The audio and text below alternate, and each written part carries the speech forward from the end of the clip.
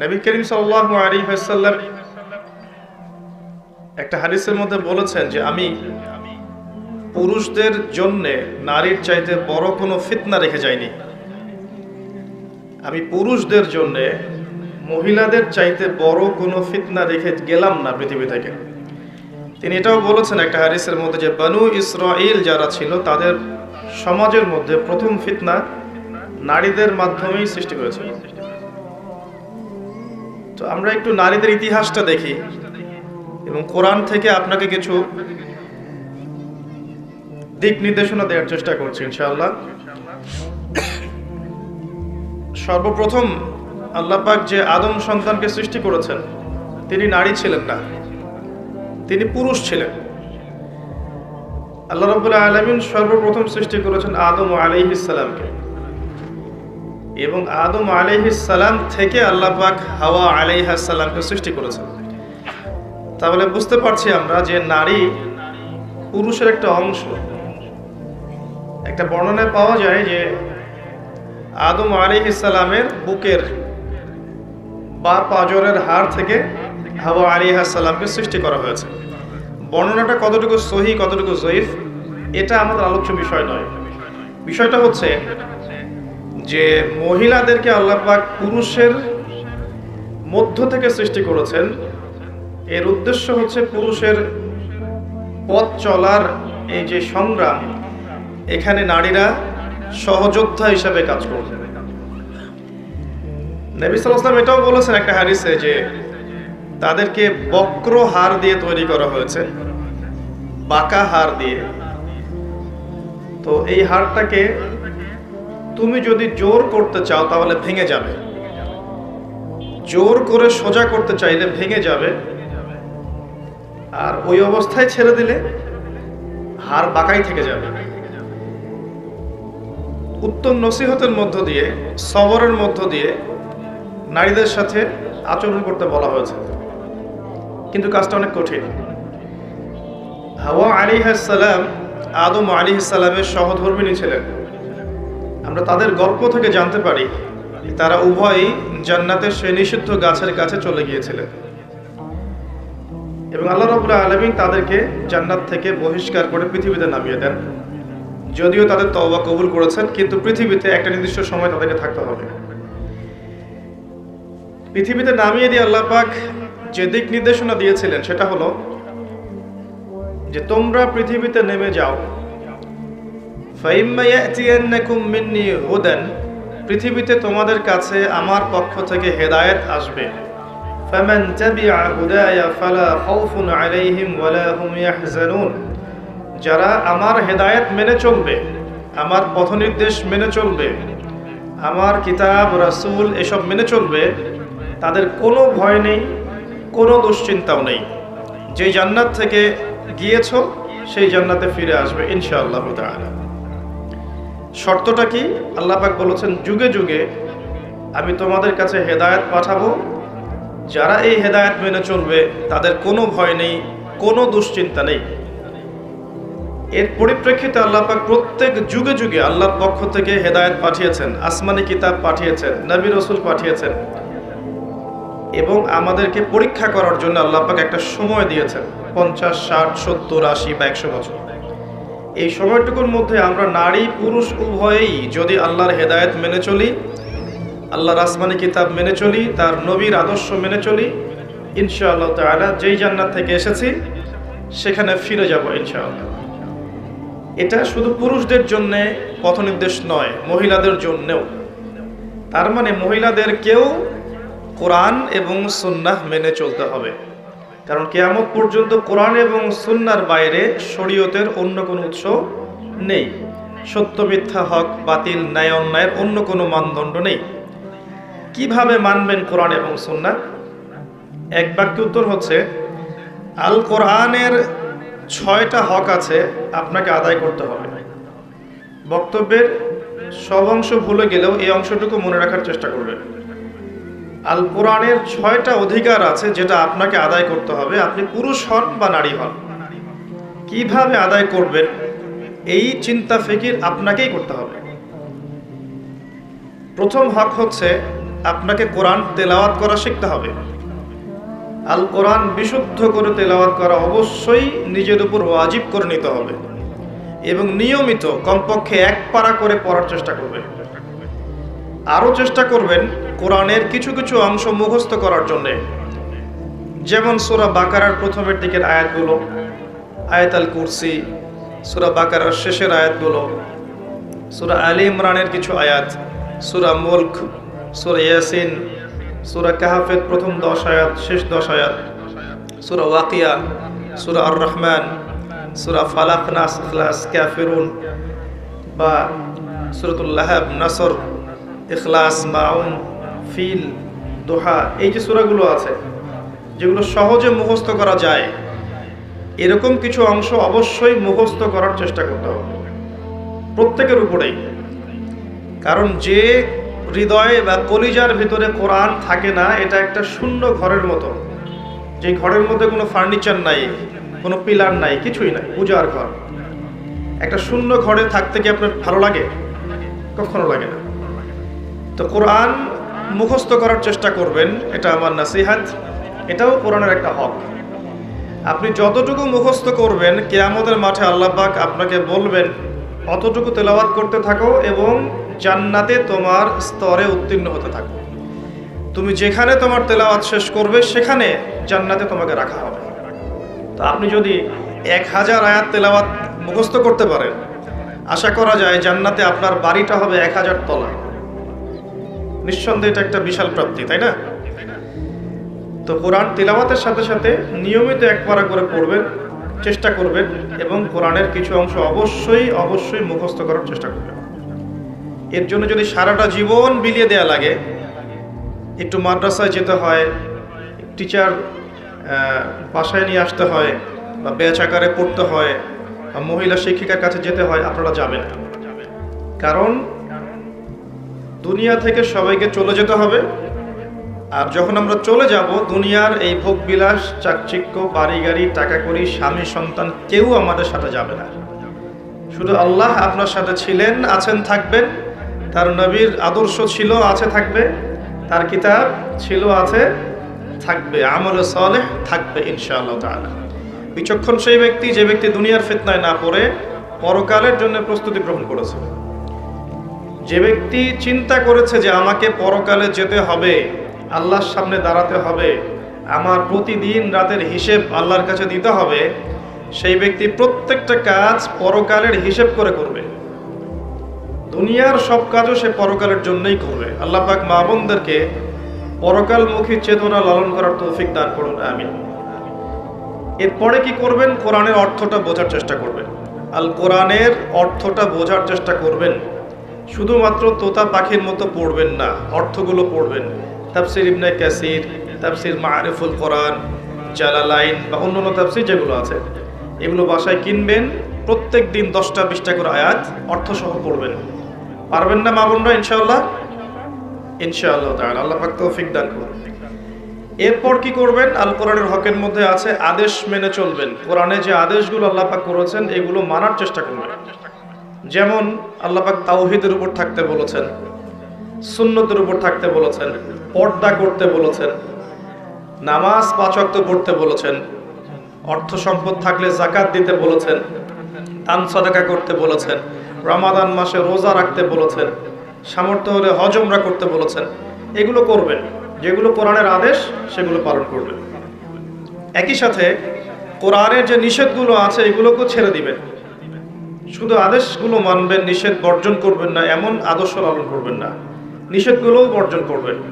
যেমন শিরক করবেন না, বেদাতি কোনো আমলে লিপ্ত হবেন না, সুন্নতের খেলাফ কিছু করবেন না, হারাম খাবেন না, বেপরদায় চলবেন না, মিথ্যা বলবেন না, প্রতারণা করবেন না, গীবত করবেন না, চগলখড়ি করবেন না, ব্যভিচার করবেন না, ইত্যাদি যে কথাগুলো আছে কোরআনে নিষেধ, এগুলো অবশ্যই বর্জন করতে হবে। যারা শুধু আদেশ মানে নিষেধ বর্জন করে না, তাদের শাস্তি সম্পর্কে আল্লাহ পাক কোরআনে কি বলেছেন শুনুন। সূরা বাকারার 85 এবং 86 নম্বর আয়াতে আল্লাহ পাক বলেছেন, আফাতুমিনুনা বিবা'দিল কিতাবি ওয়া তাকফুরুনা বিবা'দ। তবে কি তোমরা কোরআনের কিছু অংশ মানো আর কিছু অংশকে মানো না? আল্লাহ প্রশ্ন করছেন আপনাকে, তবে কি তোমরা কোরআনের কিছু অংশকে মানো এবং কিছু অংশকে মানো না? মানে যেগুলো আদেশ সেগুলো মানছেন, নিষেধগুলো বর্জন করছেন না, বা যেগুলো সহজ সেগুলো করছেন, কঠিনগুলো করছেন না। এমন যদি আদর্শ থাকে, আকীদা থাকে, আল্লাহ বলছেন ফামা জাযাউ মান ইয়াফআলু যালিক ইল্লা খিজিউন ফিল হায়াতিদ দুনিয়া। যারা কোরআনের কিছু অংশ মানবে, কিছু অংশ মানবে না, তাদের জাযা হচ্ছে এই দুনিয়ার জীবনেই আমি তাদেরকে লাঞ্ছিত করে দিব। নাউযুবিল্লাহ। ইয়াউমাল কিয়ামাহ ইউরাদ্দুনা ইলা আশাদ্দিল আযাব। আর কিয়ামতের মাঠে আমি এই মানুষদেরকে সবচেয়ে যন্ত্রণাদায়ক শাস্তি প্রদান করব যারা কোরআনের কিছু মানে, কিছু মানে না।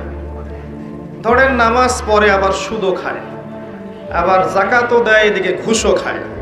আবার ধরেন যে মাশাআল্লাহ তাহাজ্জুদ গোজার, এদিকে বেপরদায় চলে, এদিকে মাশাআল্লাহ তাসবিহ তাহলিল করছে, কোরআন তেলাওয়াত করছে, সারাদিন মানুষের গীবত করে বেড়াচ্ছে। এদিকে মাশাআল্লাহ দেখবেন দান সদকা অনেক করছে, আবার এদিকে হিন্দি সিরিয়াল, স্টার জলসা, জি বাংলা, পর্নোগ্রাফি, হারাম মুভিজ এগুলোতে ব্যস্ত আছে। মানে এক কথায় কিছু কিছু মানে আর কিছু কিছু মানে না। এমন আদর্শ যারা লালন করবে এদের শাস্তি হচ্ছে দুনিয়াতে আল্লাহ পাক লাঞ্ছিত করে দিবেন, নাউযুবিল্লাহ। আর পরকালে মর্মান্তিক শাস্তি মানে জাহান্নামে আল্লাহ পাক জ্বালাবেন। আর জাহান্নামের কথা মনে পড়লেই কিন্তু একটা হাদিস মনে পড়ে যায়। নবী সাল্লাল্লাহু আলাইহি ওয়াসাল্লাম মেরাজের রাতে গিয়েছিলেন। মেরাজের রাতে আল্লাহ পাক থেকে জান্নাত জাহান্নাম দুটোই দেখিয়েছেন, দেখেন নাই? দেখিয়েছেন। যখন তিনি জাহান্নাম দেখেছেন, সেখানে জাহান্নামের প্রহরী একজন ফেরেশতাকে দেখেছেন। খুব ভালো করে শোনেন প্রিয় মা বোনেরা, জাহান্নামের প্রহরী ফেরেশতাকে নবীজি দেখেছেন। আর জাহান্নামে 19 জন প্রহরী ফেরেশতা আছে, মাত্র 19 জন মেইন কমান্ডার। আর বাকি যে কত মালায়েকা আছে আল্লাহ ভালো জানেন। আলাইহা 19 আল্লাহ পাক বলেছেন, ওয়ামা ইয়ালামু জুনুদা রাব্বিকা ইল্লা হু। তো সেই কমান্ডারদের মধ্যে একজন, যার নাম হচ্ছে মালিক। সূরা যুখরুফের মধ্যে তার নাম উল্লেখ করা আছে, তার নাম মালিক। এই ফেরেশতাকে দেখে নবী সাল্লাল্লাহু আলাইহি ওয়াসাল্লাম বিস্মিত হয়ে গিয়েছিলেন, কারণ তার মুখের মধ্যে হাসি ছিল না। তিনি বললেন জিবরাইল আলাইহিস সালামকে, হে জিবরাইল, এই ব্যক্তিকে, এই ফেরেশতাকে, ব্যক্তি নন, এই ফেরেশতাকে যে কখনো হাসে না? জিবরাইল আলাইহিস সালাম বললেন, এর নাম হচ্ছে মালিক। আল্লাহ পাক তাকে জাহান্নামের প্রহরী হিসেবে সৃষ্টি করেছেন। জাহান্নাম সৃষ্টি হওয়া থেকে নিয়ে আজ পর্যন্ত সে কখনো হাসেনি, নাউযুবিল্লাহ। চিন্তা করতে পারছেন? কোনোদিনও হাসে নাই, কারণ জাহান্নামের আযাব দেখতে দেখতে দেখতে দেখতে তার মুখের হাসি উঠে গেছে। জাহান্নামে যারা যাবে তাদের মুখে কি হাসি থাকবে? নবী সাল্লাল্লাহু আলাইহি ওয়াসাল্লাম অনুমতি নিয়ে জাহান্নামে উকি দেওয়ার পারমিশন আল্লাহ পাক তাকে দিয়েছিলেন। তিনি উকি দিয়ে যা দেখেছেন, প্রিয় মা বোনেরা ভালো করে শুনুন। নবী করিম সাল্লাল্লাহু আলাইহি ওয়াসাল্লাম বলেছেন যে আমি জাহান্নাম দেখেছি এবং দেখেছি সেখানকার বেশিরভাগ অধিবাসী হচ্ছে নারী জাতি। ইন্না লিল্লাহি ওয়া ইন্না ইলাইহি রাজিউন। মনে করবেন না যে আল্লাহ পাক মেয়েদের প্রতি জুলুম করতে পারেন। নিঃসন্দেহে আল্লাহ পাক কারো প্রতি জুলুম করবেন না। ইন্নাল্লাহা লা ইয়াজলিমু মিসকালা যাররা। আল্লাহ পাক যাররা পরিমাণও জুলুম কারো প্রতি করেন না। তার মানে যারা জাহান্নামে যাবে তার উপযুক্ত হয়েই যাবে ইনশাআল্লাহ তাআলা। আরেকটা বিষয় হচ্ছে, এই হাদিসটা শেষ জামানার মহিলাদের জন্য খাস। জাহান্নামের অধিকাংশ অধিবাসী যে নারী জাতি হবে, এটা অন্য উম্মার নয়, এই উম্মতের, উম্মতে মুহাম্মদ। তার মানে আপনাকে বুঝতে হবে উম্মতে মুহাম্মাদির মেয়েদের সাথে এমন কিছু হবে সমাজে, রাষ্ট্রে, বিশ্বে, যে তারা আর জান্নাতের পথে চলতে পারবে না, তারা জাহান্নামের পথে যেতে বাধ্য হবে। এবার চিন্তা করেন বিগত 100 বছরে এই নারী জাতির সাথে কি হয়েছে আসলে। 100 বছর আগের মহিলাদের দিকে তাকাবেন, দেখবেন মাশাআল্লাহ পর্দার পূর্ণ তারা পালন করতেন। তারা বিনা প্রয়োজনে বাইরে বের হতেন না, বের হলেও মাহরাম ছাড়া বের হতেন। তারা স্মার্টফোন এত বেশি চালাতেন না, ইউটিউবে সময় দিতেন না, সিরিয়াল দেখতেন না, এত বেশি গীবত করতেন না, এত বেশি তহমত করতেন না, এত বেশি পতিতালয় ছিল না, এত বেহায়াপনা ছিল না। এই নারী পুরুষের পোশাক পরে রাস্তায় হাঁটতো না। নারীরা সমঅধিকারের নামে সমস্ত জায়গায় পুরুষের পাশে ফ্রি মিক্সিংয়ে বসে যেত না। 100 বছর আগে এই সংস্কৃতি ছিল না। 100-200 বছর থেকে দেখবেন নারী পুরুষ আর পুরুষ নারীর কোনো পার্থক্য নাই। মেয়ে ছেলের পোশাক পরছে, ছেলে মেয়ের পোশাক পরছে। মেয়েরা শহরে জিন্সের প্যান্ট আর গেঞ্জি পরে ঘুরছে। পার্লারগুলোতে মেয়েদের দৌরত্ব দেখবেন, রাস্তাঘাটে মেয়ের দৌরত্ব, বাজারে মেয়েদের দৌরত্ব, যেখানে তাকাবেন সেখানে নারী, পর্দার কোনো বালাই নাই। স্কুল কলেজ বিশ্ববিদ্যালয়ে দেখবেন নারী পুরুষের কোনো পার্থক্য নাই। ফ্রি মিক্সিং, ছেলে মেয়ে খোলামেলা মেলামেশা করছে এবং ব্যাপক জেনা ছড়াচ্ছে, ব্যাপক ধর্ষণ হচ্ছে, সংসার ভেঙে যাচ্ছে, পরকীয়া হচ্ছে, দুনিয়ার সিরিয়াল নিয়ে তারা ব্যস্ত হয়ে আছে। এবং এর পাশাপাশি কতটুকু আল্লাহকে সময় দিচ্ছে আপনারাই ভালো জানেন। এর পাশাপাশি উল্টা দিকে নাই কোরআনের আলো, নাই মাদ্রাসায় পড়াশোনা, না আছে তাদের তালিম, না আছে তাদের পিছনে মেহনত, না আছে এই মেয়েদেরকে আপনার দিনের পথে নিয়ে আসার কোনো প্রচেষ্টা, না আছে 5 ওয়াক্ত সালাত, না পরিবারের পর্দা, না ইসলামী অনুশাসন, না সংস্কৃতি, এগুলো উঠে গেছে। এর ফলশ্রুতিতে বিগত 100 বছর আপনি দেখবেন নারীরা জাহান্নামে যাওয়ার উপযুক্ত হয়েছে বলেই আল্লাহর রাসূল সাল্লাল্লাহু আলাইহি ওয়াসাল্লাম দেখে এসেছেন যে কিয়ামতের মাঠে এবং জাহান্নামের এই গহ্বরের মধ্যে নারীদের সংখ্যা হবে বেশি। তাছাড়াও আরও কারণ আছে, পুরুষদের তুলনায় মেয়েদের সংখ্যা বেশি, এটাও একটা কারণ যে মেয়েরা জাহান্নামে বেশি যাবে। আর এক শ্রেণীর মানুষ জাহান্নামে বেশি যাবে, তারা হচ্ছে উদ্ধত এবং অহংকারী। যারা উদ্ধত এবং অহংকারী এই মানসিকতা, এদেরকে দিয়ে আল্লাহ পাক জাহান্নাম পূর্ণ করবেন। প্রিয় মা ও বোনেরা, জাহান্নামের শাস্তির কয়েকটা বর্ণনা শোনাচ্ছি। নবী সাল্লাল্লাহু আলাইহি ওয়াসাল্লাম দেখে এসেছেন এক শ্রেণীর মানুষ, তাদেরকে রক্তের নদীতে ফেলে মাথা ফাটিয়ে দেয়া হচ্ছে। নবীজি জিজ্ঞাসা করলেন, এরা কারা? জিবরাইল আলাইহিস সালাম বললেন, এরা হচ্ছে আপনার উম্মতের সেই সব ব্যক্তি যারা ছিল সুদখোর। সুদের মধ্য দিয়ে তারা গরিবের রক্ত চুষে খেয়েছে, এই কারণে ওদেরকে রক্তের নদীতে ফেলে মাথা ফাটিয়ে দেয়া হচ্ছে। যে ব্যক্তি সুদ খাবে, যে সুদ দিবে, যে সুদের সাক্ষী থাকবে এবং সুদের কথা লিখে রাখবে, 4 শ্রেণীর মানুষকে আল্লাহর রাসূল সাল্লাল্লাহু আলাইহি ওয়াসাল্লাম সমানভাবে অভিশাপ করেছেন। আমরা আশা করব আপনারা সুদ খাবেন না, পরিবারের কর্তাকে সুদের দিকে উদ্বুদ্ধ করবেন না এবং সুদী সমিতির মধ্যে নাম লেখাবেন না। আল্লাহ পাক বোঝার তৌফিক দান করুন। তিনি দেখে এসেছেন এক শ্রেণীর মানুষকে সামনে ভালো গোশত দেয়া হয়েছে, পাশে নোংরা পচা গোশত দেয়া হয়েছে। তারা ভালো গোশত খাচ্ছে না, পচা গোশতগুলো খাচ্ছে। নবীজি বললেন, এরা হচ্ছে, নবীজিকে বলা হলো, এরা হচ্ছে আপনার উম্মতের সেই সব ব্যক্তি যাদের বাসায় পবিত্র স্বামী ছিল, স্বামী থাকা সত্ত্বেও পরকীয়া করেছে পরপুরুষের সাথে। আর এই পরকীয়া শুধু যৌন সম্পর্কে বোঝানো হয় না, এই ফোনে কথা বলা, এই অন্যের হাজবেন্ডের দিকে মন্দ চোখ দিয়ে তাকানো, তাদের সাথে কফি খাওয়া, মেলামেশা করা, এগুলো সবই পরকের অন্তর্ভুক্ত। শুধুমাত্র বিছানায় যৌন সম্পর্কটাই পরকীয়া নয়, চোখের, মনের, কথার, কানের সমস্ত জেনাই পরকের অন্তর্ভুক্ত। আমরা মা বোনদেরকে সতর্ক থাকার অনুরোধ করব। এরপর তাদেরকে এই শাস্তি দেওয়া হচ্ছে যাদের ঘরে পবিত্র স্ত্রী ছিল কিন্তু তারপরেও তারা পরনারীর সাথে সম্পর্ক স্থাপন করেছিল, উভয়কে শাস্তি দেওয়া হচ্ছে। আর এক শ্রেণীকে শাস্তি দেওয়া হচ্ছে মেয়েদের বুকের মধ্যে শিক যেটা থাকে, শিক নাকি আপনারা বলেন বুঝি না আমরা, লোহার মতো বাঁকানো একটা শিক, এটা ঢুকিয়ে দিয়ে ঝুলিয়ে রাখা হয়েছে এবং জাহান্নামে আযাব দেওয়া হচ্ছে। এরা ছিল আপনার উম্মতের সেই সব ব্যক্তি যারা ওই সব নারী ছিল যারা ব্যভিচার করেছে বা জিনা করত। জিনার এই পথ পুরুষদের মাধ্যমে যতটা না উন্মুক্ত হয়, নারীদের মাধ্যমে তার চেয়ে বেশি উন্মুক্ত। যখন সমাজের বেশিরভাগ মেয়েরা বেপর্দায় ঘোরাফেরা করবে, তখন সমাজের মধ্যে জিনা বাড়বেই, ব্যভিচার বাড়বেই, ধর্ষণ বাড়বেই, পরকীয়া বাড়বেই এবং সমাজের যে একটা নূরানি কাঠামো থাকে, রুহানি কাঠামো থাকে, আল্লাহ প্রদত্ত, এটা আর থাকবে না, ভেঙে যাবে। আমরা আমাদের মা বোনদেরকে অনুরোধ করব, ছোটবেলা থেকেই আপনার মেয়েকে, আপনার বোনকে পর্দা করতে শেখান। সম্ভ্রম একবার চলে গেলে এই বিশ্ব নেতারা, রাষ্ট্রনেতারা, অর্থনৈতিক নেতারা, সমাজের নেতারা কখনো সম্মানটুকু ফিরিয়ে দিতে পারবে না। আপনার আমার সম্মান আমাদেরকেই রক্ষা করতে হবে, আমাদের পরিবারের মূল্যবোধ আদর্শ আমাদেরকেই রক্ষা করতে হবে। এদিকে দাজ্জালের অনুসারী এবং শয়তানের অনুসারীরা কানের পাশে অনেক স্লোগান দিতে থাকবে, এই স্লোগানে আপনার কান দেয়া যাবে না। আল্লাহ পাক বোঝার তৌফিক দান করুন, আমিন।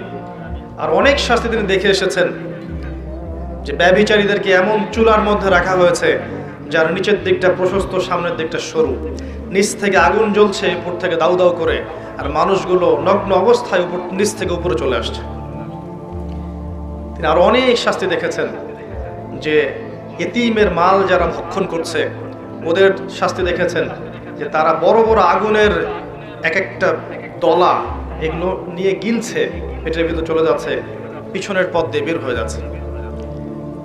যারা সালাত আদায় করতো না তাদের শাস্তি তিনি দেখে এসেছেন যে তারা শুয়ে আছে এবং মাথার উপরে দুইজন ফেরেশতা দাঁড়িয়ে আছে, তাদের হাতে বড় পাথর আছে, এই পাথর দিয়ে তারা মাথা ফাটিয়ে দিচ্ছেন, মাথাটা চূর্ণ বিচূর্ণ হয়ে যাচ্ছে এবং সেই পাথরটা ছিটকে অনেক দূরে চলে যাচ্ছে। এরপর সেই পাথর তারা আবার আনতে যাচ্ছেন, এই ফাঁকে এই মাথাটা আবার আগের জায়গায় চলে আসছে, আবার পাথর এনে আবারও মাথার উপরে আঘাত করে মাথাটাকে চূর্ণ বিচূর্ণ করা হচ্ছে। কাদের শাস্তি? যারা ফরজ নামাজ পড়তো না, ঘুমিয়ে থাকতো। নবী সাল্লাল্লাহু আলাইহি ওয়াসাল্লাম বলেছেন, 4টা কাজ যদি কোনো মেয়ে করতে পারে জান্নাতে যাওয়ার জন্যে 8টা দরজা আল্লাহ পাক খুলে দেবে ইনশাআল্লাহ। মাত্র 4টা কাজ কোনো নারী যদি করতে পারে তার জন্য আল্লাহ পাক জান্নাতের 8টা দরজাই খুলে দেবে ইনশাআল্লাহ। যে দরজা দিয়ে ইচ্ছা সে প্রবেশ করতে পারবে। তার প্রথম কাজ হচ্ছে যেই নারী 5 ওয়াক্ত সালাত আদায় করে। কতজন মেয়ে এখন 5 ওয়াক্ত সালাত পড়ে নিজেরাই ভেবে দেখেন, বা আদৌ সালাতের নিয়ম কানুন জানে কিনা ভেবে দেখেন, ওযু ঠিক মতো করতে পারে কিনা ভেবে দেখেন, সালাতের ফরজ ওয়াজিব কোনটা, সুন্নাহ কোনটা, মুস্তাহাব জানে কিনা এটা ভেবে দেখেন। জীবনে কোনোদিন সালাত শিক্ষা একটা বই পড়েছে কিনা এটাও ভেবে দেখেন। 12, 14, 15 বছর স্কুল কলেজ ইউনিভার্সিটিতে পড়েছে, 20 বছরের মতো একটা নামাজ শিক্ষা বই পড়েছে কিনা ভেবে দেখেন। এই মেয়ে কি বিনা হিসেবে জান্নাতে যাবে? 8টা দরজা খুলে দেওয়া হবে। দ্বিতীয় কাজ বলেছেন নবী সাল্লাল্লাহু আলাইহি ওয়াসাল্লাম, যেই নারী 5 ওয়াক্ত সালাত আদায় করে এবং রমজান মাসে রোজা রাখে।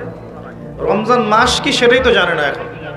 রমজান মাস মানে ওর কাছে মনে হয় ঈদ করার মৌসুম, জামা কেনার মৌসুম, নতুন নতুন জামা আসবে, এগুলো কিনবো, ফ্যাশন করব, বিউটি পার্লার যাব, মেকআপ করব, ঢ্যাং ঢ্যাং করে ঈদের দিন রাস্তায় করব, এটাই হচ্ছে রমজানের বৈশিষ্ট্য তাদের কাছে মনে হয়। অথচ রমজান আসলে আয়েশা রাদিয়াল্লাহু আনহা চোখের পানি ঝেড়ে দিয়ে সিজদায় পড়ে থাকতেন, জায়নামাজে পড়ে থাকতেন। এমনকি নবী সাল্লাল্লাহু আলাইহি ওয়াসাল্লামের সঙ্গ দেখা যেত কোনো কোনো ক্ষেত্রে পাওয়া সম্ভব হতো না। আমাদের নবীজি তখন আল্লাহর ধ্যানে এবং ইবাদতে বেশি ব্যস্ত থাকতেন। কোথায় সেই মেয়েরা এখন রমজান মাসে 30টা রোজা রাখবে, পাশাপাশি তাহাজ্জুদে দাঁড়িয়ে, কিয়ামুল লাইলে দাঁড়িয়ে, তারাবির সালাতে দাঁড়িয়ে আল্লাহর সামনে চোখের পানি ঝারবে। চোখ দিয়ে পানি ঝরা তো একটা সৌভাগ্য, আল্লাহর স্মরণে চোখ দিয়ে পানি আসা একটা সৌভাগ্য, যেটা আল্লাহ পাক সবাইকে দেন না। যেই চোখ দিয়ে সারাদিন জি বাংলা স্টার জলসা দেখছেন, পরপুরুষকে দেখছেন, অবাস্তব এইসব কাহিনীর সাথে বাস্তবতার কোনোই সম্পর্ক নাই। শিরকি, মুশরিকি আকীদা, কুফরি আকীদা এগুলো শিখছেন, ওদের সংস্কৃতি শিখছেন, ওদের রং ঢং শিখছেন, ওদের মতো করে কথা বলছেন, ওদের মতো করে শাড়ি পরছেন, ওদের মতো করে খাচ্ছেন, উঠছেন, বসছেন। এই চোখ দিয়ে আল্লাহর পানি বের হবে কখনো?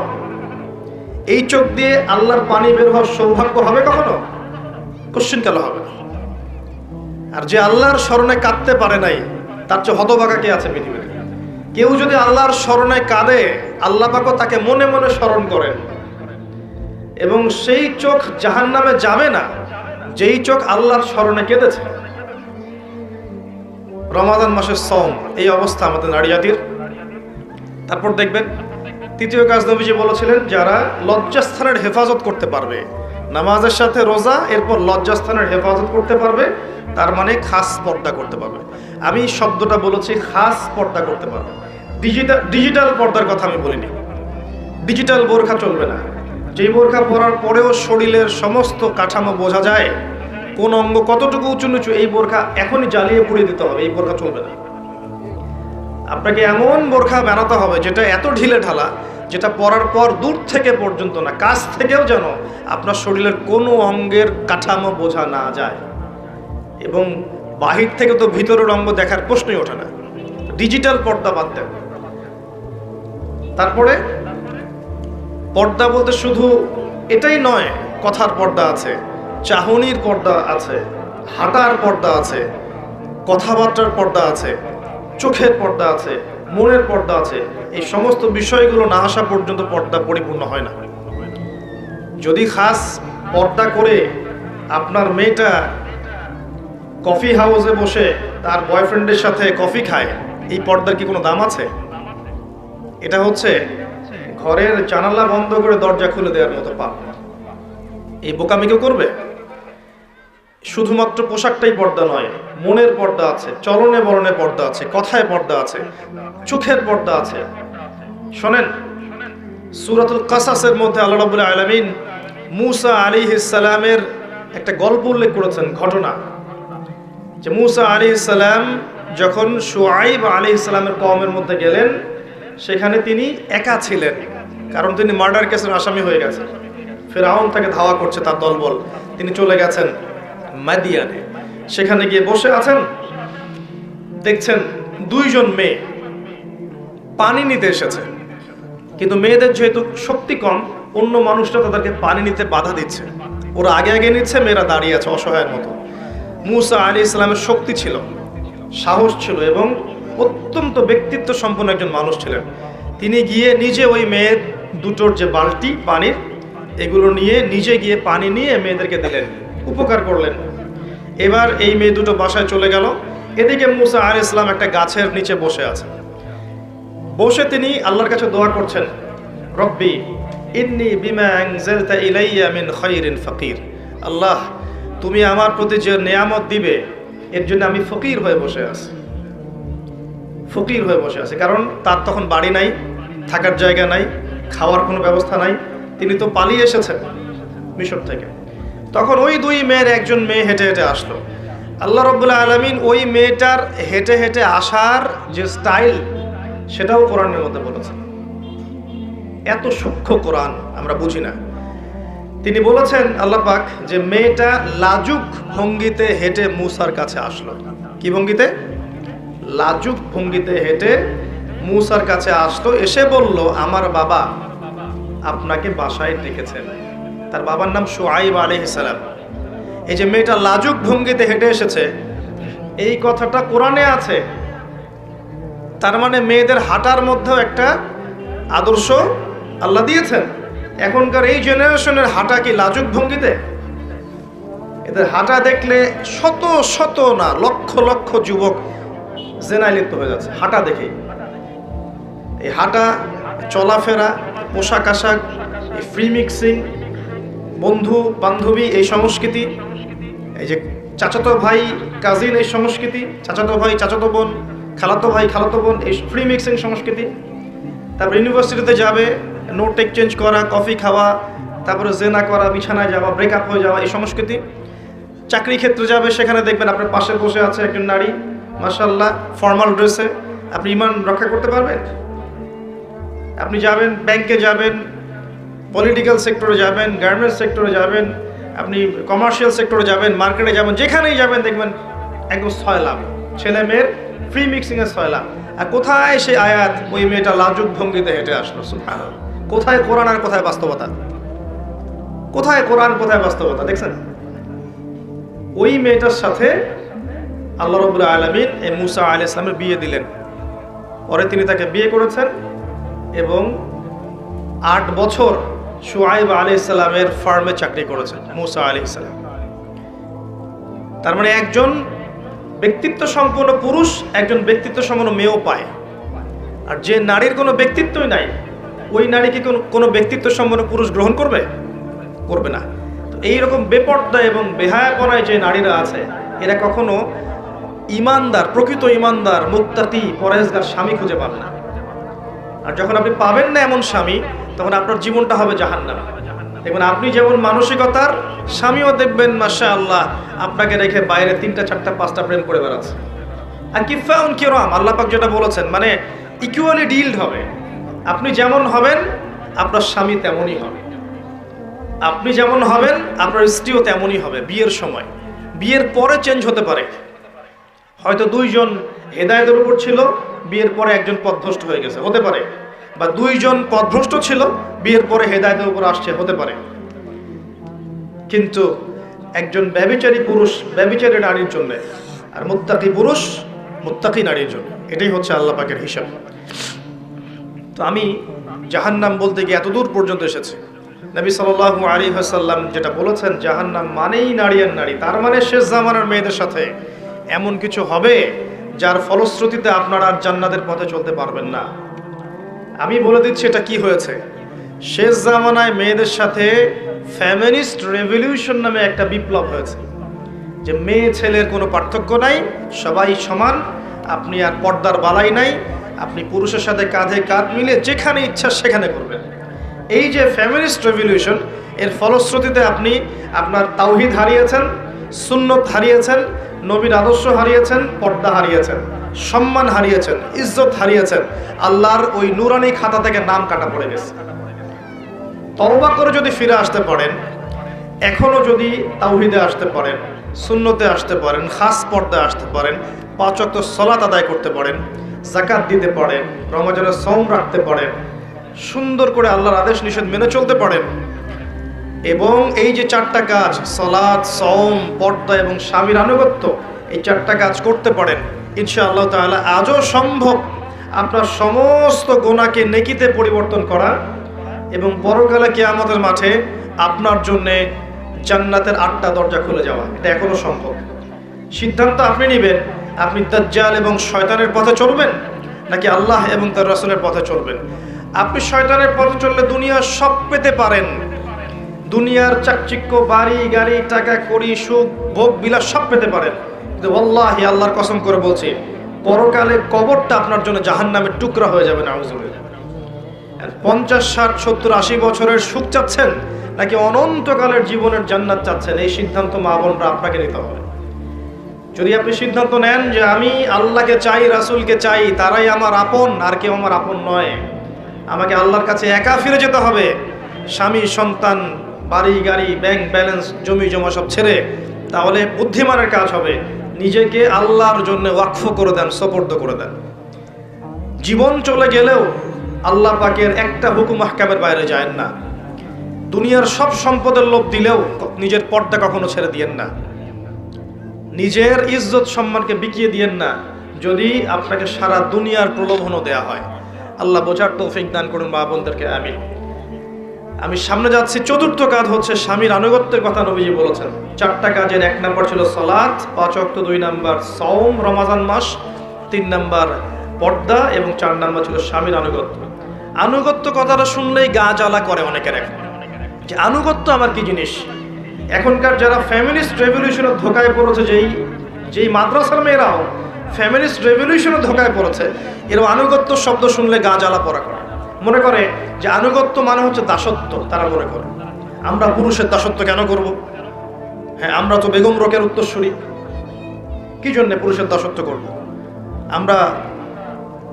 আমরা ডমিনেট করব, তারা আমাদের দাসত্ব করবে প্রয়োজনে, আমরা সমান। আল্লাহ যে কোরআনে বলেছেন আর-রিজালু কাওয়ামুনা আলান নিসা, এটা বাদ, এটা জাদুঘরে। আসেন, আনুগত্য আর দাসত্ব এক জিনিস নয়। আনুগত্য কি? আপনার স্বামী দিনদার, মুত্তাকি, পরহেজগার, আপনাকে কোরআন এবং সুন্নাহর পথে চলতে সাহায্য করছে এবং চলার জন্য আদেশ করছে, তার কথা মেনে চলার নাম হচ্ছে আদর্শ এবং আনুগত্য। আপনার স্বামী দিনদার, মুত্তাকি, আপনাকে কোরআন সুন্নাহর পথে চালানোর জন্য তিনি চেষ্টা করছেন, এই প্রত্যেকটা আদেশ ফলো করার নাম আনুগত্য করা। আর আপনার স্বামী ভালো মন্দ কিছুই বোঝে না, আপনাকে অর্ডার করেই যাচ্ছেন, আপনি ফলো করছেন বাধ্য, এর নাম দাসত্ব। বাস্তবিক অর্থে আপনারা তো দাসত্ব করছেনই, বাস্তবিক অর্থে আপনারা পশ্চিমা সংস্কৃতির দাসত্ব করছেন, বাস্তবিক অর্থে আপনারা ভারতীয় সংস্কৃতির দাসত্ব করছেন, বাস্তবিক অর্থে আপনারা শয়তান এবং দাজ্জালের ফিতনায় পা দিয়ে ওদের দাসত্ব করছেন। কিন্তু আনুগত্য অন্য জিনিস ছিল। কোরআন এবং সুন্নাহর বিধানগুলো মেনে চলার ক্ষেত্রে আপনার স্বামী আপনাকে হেল্প করছে, পথ দেখাচ্ছে, এই জিনিসগুলো মেনে চলার নাম আনুগত্য।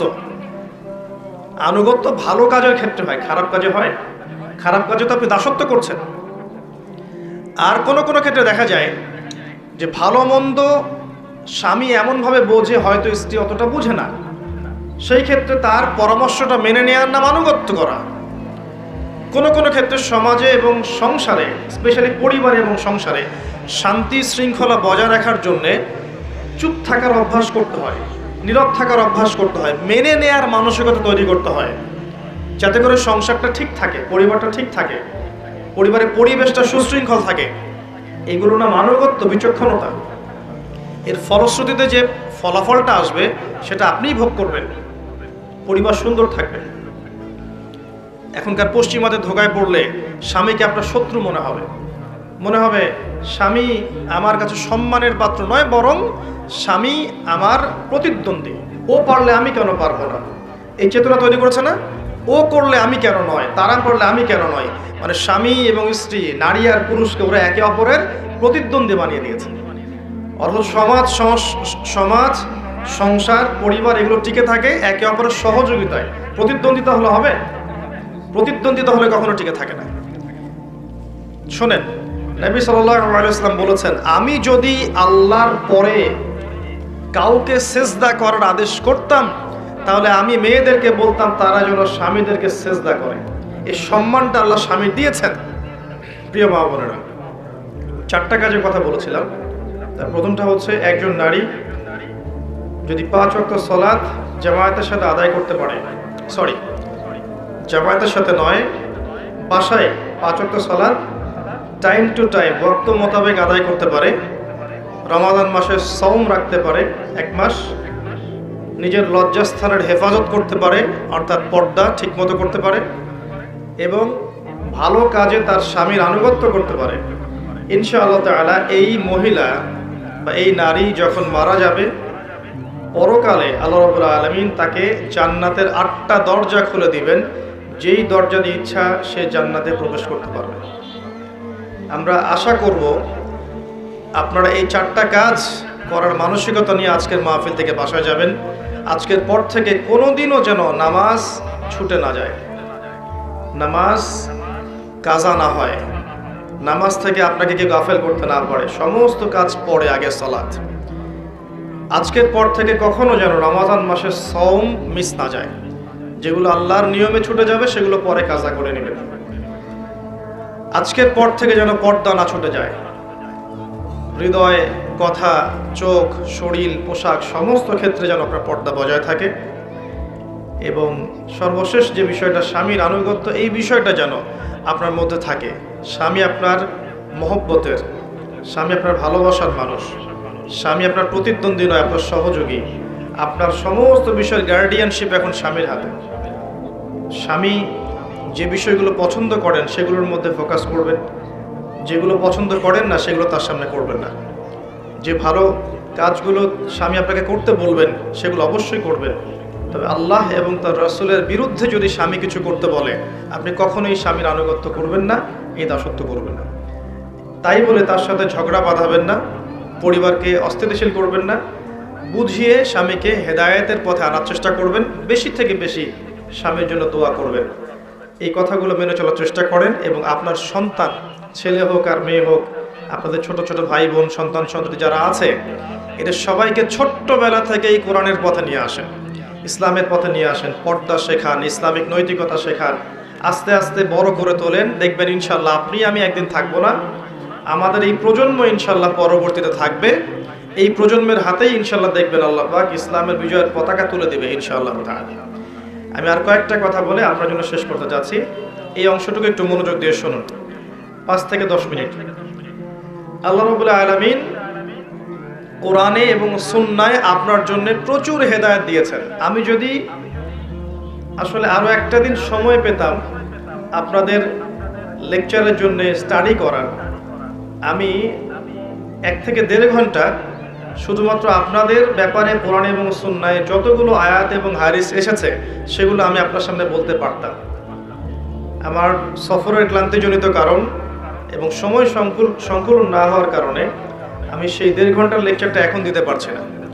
ইনশাল্লাহ ভবিষ্যতে শুধুমাত্র মহিলাদের জন্য আলাদা একটা খুতবা বা মাহফিল থাকবে, সেখানে পুরো বিষয়গুলো আমি তোলার চেষ্টা করবো ইনশাআল্লাহ, আল্লাহ তৌফিক দান করুন। তবে আমি চিস্টগুলো এখন বলছি আপনাকে। আল কোরআনের প্রথম সূরা সূরা বাকারা। এই সূরা বাকারার মধ্যে যে নবীর ঘটনাকে কেন্দ্র করে এর নাম সূরা বাকারা হয়েছে, তার নাম নবী মুসা আলাইহিস সালাম। কথা ঠিক আছে? আচ্ছা, নবী মুসা আলাইহিস সালাম এর পরিবারের মধ্যে নারীদের জন্য হেদায়েত আছে। নবী মুসা আলাইহিস সালামের মা এমন একজন মা ছিলেন, যখন ফেরাউন ছোট ছোট বাচ্চাদেরকে হত্যা করছিল, তখন আল্লাহ পাকের ইলহাম তার কাছে এসেছে। সূরা তাহা পড়ে দেখবেন, সে তার ছোট্ট দুগ্ধপোষ্য শিশুকে এই যে সিন্ধুকের মধ্যে নিয়ে নদীতে ভাসিয়ে দিয়েছে। প্রিয় মা এবং প্রিয় স্ত্রী বা প্রিয় বোন যারা আছেন, তাদের প্রতি নসিহত শুনুন। আল্লাহর দ্বীনের জন্য, আল্লাহর দ্বীনের স্বার্থে আপনার প্রিয় জিনিস আল্লাহর পথে কুরবানি করতে হতে পারে, এই মানসিকতা রাখতে হবে। এটা আপনার শিক্ষা। আপনাকে মুসা আলাইহিস সালামের মায়ের মতো হতে হবে, আপনার সন্তানকে আল্লাহর পথে উৎসর্গ করার মানসিকতা রাখতে হবে। ছোটবেলা থেকেই সন্তান সন্ততি ছেলে মেয়ে যারা আছে, এদেরকে আল্লাহর ওয়াস্তে আল্লাহর লাইনে দিয়ে দেন। তারা দিন শিখুক, দিন বুঝুক, দিন প্রচার করুক, বড় আলেম হোক, মুফতি হোক, মুহাদ্দিস হোক, মুফাসসির হোক, আল্লাহর পথে বড় মুজাহিদ হোক, এরকম করে তৈরি করেন ছেলে মেয়েদেরকে। মুসা আলাইহিস সালামের মায়ের মধ্যে আপনার জন্য হেদায়েত আছে। পরের সূরায় চলে আসেন, সূরা আলে ইমরান, যার নাম অনুসারে এই সূরার নাম ইমরান হয়েছে, আলে ইমরান হয়েছে। তার স্ত্রী সন্তান কিন্তু পাচ্ছিলেন না, সন্তান হচ্ছিল না। এক পর্যায়ে তিনি নিয়াত করলেন, রব্বি ইন্নী নাযারতু লাকা মা ফি বাতনি মুহাররারান ফাতাকাব্বাল মিন্নি। আল্লাহ, তুমি আমার গর্ভে যে সন্তানটা দিয়েছো, এই সন্তানটাকে আমি তোমার রাস্তায় দিয়ে দেওয়ার জন্য মানত করলাম, নজর করলাম। আল্লাহ, তুমি আমার নজর মানত কবুল করো। আল্লাহ পাক তাকে সন্তান দিলেন এবং সেই সন্তানকে তিনি আল্লাহর পথে দিয়ে দিলেন। আবারও বলছি প্রিয় মা বোনেরা, নিজের সন্তানদেরকে আল্লাহর পথে বড় করেন, এই পথে মানুষ করার এবং দ্বীনের খেদমত করার যোগ্য করে তৈরি করেন। এই সন্তানের নাম ছিল মারিয়াম আলাইহিস সালাম। তিনি ছেলে ছিলেন না, একজন মেয়ে ছিলেন। আর এই মারিয়াম আলাইহিস সালামের মধ্যে মেয়েদের জন্য দৃষ্টান্ত আছে। খুব কম নারী আল্লাহ পাকের এই যে রহমত, বরকত, জান্নাতের সৌভাগ্য লাভে ধন্য হবেন, তার মধ্যে এই নারী একজন, মারিয়াম আলাইহিস সালাম। তিনি এত ইবাদত গুজার ছিলেন, পর্দানসীন ছিলেন, যে মসজিদের একটা কোনায় তার জন্য একটা হুজরা আলাদা করে তৈরি করা থাকতো, তিনি সেখানে ইবাদত করতেন। তার কাছ থেকে আমাদের মা বোনদেরকে এখন ইবাদত শিখতে হবে, আদর্শ শিখতে হবে। ভারতীয় নায়িকা, পশ্চিমা নায়িকা, বাংলাদেশের নায়িকা, এদের থেকে আপনি আদর্শ নেবেন না। আপনাকে আল্লাহ পাক কোরআনে আদর্শ দিয়েছেন। মারিয়াম আলাইহিস সালাম আপনার আদর্শ। প্রচুর ইবাদত গোজার ছিলেন, আপনারাও তার মতো করে ইবাদত করেন। আল্লাহ পাক তৌফিক দান করুন, আমিন। নিয়মিত সালাত পড়েন, যাকাত দেন, সওম রাখেন, ভালো কাজ করেন, সত্য কথা বলেন, তিলাওয়াত করেন, জিকির করেন, এগুলোতে আপনার সময় অতিবাহিত করেন। এর পাশাপাশি আপনি সাংসারিক যে কাজগুলো করবেন, এই প্রতিটা কাজই আপনার জন্য ইবাদত। যদি আপনি এই নিয়তে করেন যে এই কাজগুলো আমি করছি আমার পরিবারের ভরণ পোষণের জন্য, ওদের ভালোর জন্য, এর বিনিময়ে আমি আল্লাহর কাছে নেকি চাচ্ছি। আল্লাহ তৌফিক এনায়েত করুন, আমিন। আপনার জন্য প্রচুর দৃষ্টান্ত আছে। সূরা রুমের মধ্যে যান, সেখানে আল্লাহ বলেছেন, আমি নারীদেরকে সৃষ্টি করেছি পুরুষ থেকে এবং তাদেরকে বানিয়েছি প্রশান্তির উৎস। জাআলা বাইনাকুম মাওয়াজ্জাতা ওয়া রাহমা, নারী পুরুষের মাঝখানে আমি রহমত, প্রেম, ভালোবাসা দিয়েছি। লিতাসকুনু ইলাইহা, যাতে করে তাদের কাছে গিয়ে তোমরা শান্তি পেতে পারো। প্রিয় মা বোনেরা, আপনাদের পরিবারের দায়িত্ব হচ্ছে পরিবারের শান্তি স্থাপন করা এবং আপনার স্বামীকে শান্তি দেয়া, প্রশান্তি দেয়া। যখন আপনি পশ্চিমা আদর্শে আছেন, ভারতীয় আদর্শে আছেন, দুনিয়াদারি নিয়ে ব্যস্ত আছেন, তখন আপনার কাছে কি আদৌ একজন স্বামী শান্তি পাবে, প্রশান্তি পাবে? এই কারণে পরিবার থেকে আজকে দিন দিন শান্তি উঠে যাচ্ছে। যখন আপনি স্বামীকে শ্রদ্ধা করছেন না, স্বামীকে সম্মান করছেন না, স্বামীর আনুগত্য করছেন না, স্বামীকে বিশ্বাস করছেন না, স্বামীর প্রতি ভরসা রাখছেন না, যদি আপনার স্বামী দিনদার হয়, তাহলে সেই পরিবারে কি শান্তি এবং সুকুন আসবে? হ্যাঁ, যদি আপনার স্বামী বদকার হয়, জুয়াখোর হয়, মাদকসেবী হয়, বেনামাজি হয়, সেক্ষেত্রে আপনি যদি পরহেজগার হন সেক্ষেত্রে সমীকরণটা ভিন্ন হবে। কিন্তু যদি আপনার স্বামী দিনদার হয়, মুত্তাকি, পরহেজগার হয় এবং তাকে যদি আপনি ভুল বুঝতে থাকেন, বিশ্বাস না করেন, শ্রদ্ধা না রাখেন, আনুগত্য না করেন, সেই পরিবারে কি কখনো শান্তি আসবে? আর ওই স্বামী কি কখনো আপনার কাছে গিয়ে সাকিনা পাবে? পাবে না, প্রশান্তি পাবে না। যখন পাবে না তখন কিন্তু সে অন্যদিকে নজর দিবে। তখন সে চিন্তা করবে যে আমার হয়তো আরও কিছু প্রয়োজন, হয়তো আমি যা চাচ্ছি সেটা পাচ্ছি না। তখন সমাজে একটা বিশৃঙ্খলা সৃষ্টি হবে। এর জন্য দায়ীটা কে বলো তাহলে? ওই পুরুষ একাই দায়ী নয়, ওই মহিলাও কিন্তু সমানভাবে দায়ী। তো আপনাকে সৃষ্টি করা হয়েছে যাতে করে আপনি পরিবারকে শান্তি দিতে পারেন, একজন আদর্শ মায়ের রোল প্লে করতে পারেন, একজন আদর্শ বোনের রোল প্লে করতে পারেন, একজন আদর্শ স্ত্রী রোল প্লে করতে পারেন। এগুলো না হলে পরকালের মাঠে যদি পরিবারবর্গ, স্পেশালি স্বামী আপনার বিরুদ্ধে সাক্ষী দেয়, আপনার জন্য পুলসিরাত পার হওয়া কঠিন আছে। একইভাবে একজন স্ত্রী যদি স্বামীর পক্ষে সাক্ষী না দেয় যে স্বামীর চরিত্র ভালো ছিল, তাহলে ওই স্বামীরও পুলসিরাত পার হওয়া কঠিন আছে। তো এই বিষয়গুলো আমাদেরকে বুঝতে হবে। এগুলোর অভাবে আজকে পরিবারগুলো ভেঙে যাচ্ছে, ডিভোর্স বাড়ছে, ভুল বোঝাবুঝি বাড়ছে, ঝগড়াঝাটি বাড়ছে, ব্যভিচার বাড়ছে, পরকীয়া বাড়ছে, জেনা বাড়ছে, ধর্ষণ বাড়ছে, এগুলো বাড়ছে। সামাজিক কাঠামো ভেঙে যাচ্ছে।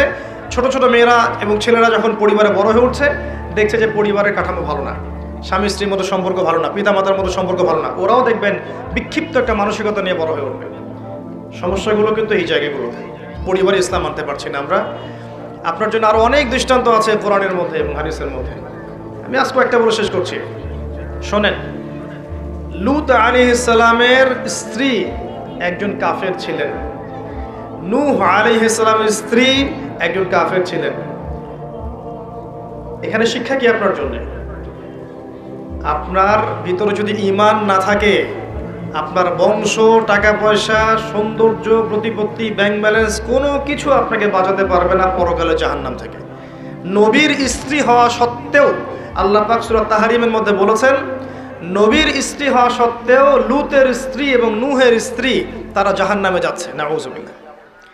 নবীর স্ত্রী হওয়া সত্ত্বেও, সেখানে আমরা তো কিছুই না। তাই ঈমান, আমল, তাকওয়া এটাই সর্বোচ্চ অগ্রাধিকার দিবেন। আপনার রং, বংশ, পরিবার, আপনার ব্যাংক ব্যালেন্স, সৌন্দর্য, এগুলোর কোনো মূল্য আল্লাহর কাছে নাই। ঈমান, আমল, তাকওয়া এগুলোই পরকালে যাবে।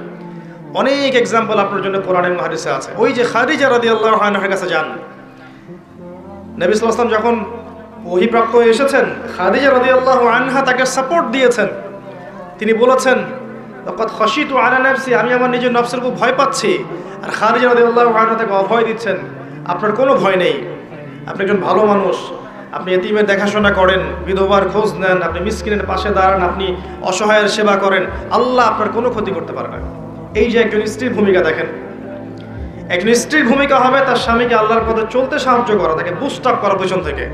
আর সেই স্ত্রী যদি তাকে আল্লাহর পথে চলতে বাধা দেয়, প্রতিবন্ধকতা সৃষ্টি করে, পরিবেশ নষ্ট করে ফেলে, তাহলে এই স্ত্রী কি আসলেই সেই নেককার স্ত্রী?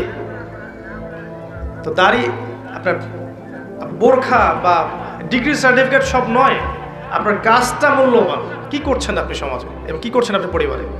খাদিজা রাদিয়াল্লাহু আনহার ভূমিকায় থাকলে আপনি আপনার স্বামীকে সারাটা জীবন দিনের পথে চলতে হেল্প করবেন, তার মানসিক অবস্থা ভালো রাখবেন, তাকে পড়াশোনা করতে দিবেন, তাকে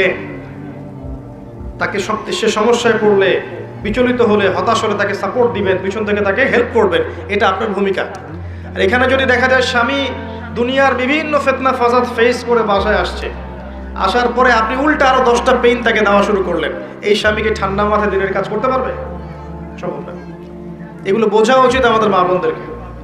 আদর্শ নারী হতে হলে এগুলো বুঝতে হবে। সবার দায়িত্ব আছে, শুধু পুরুষের সবকিছু দায়িত্ব নয়। একজন পুরুষ বাইরের বিষয়গুলো ডিল করেন, টাকা পয়সা আর্ন করেন, সমাজের শত্রুদেরকে ফেস করেন, কত বিষয় তাদেরকে ফেস করে বাসায় আসতে হয়। এরপর যদি বাসায় এসে সে একটা সুকুন, শান্তির পরিবেশ না পায়, একটা সাপোর্টিভ স্ত্রী না পায়, এই পুরুষ তো আগাতে পারবে না, সে ঝরে পড়বে।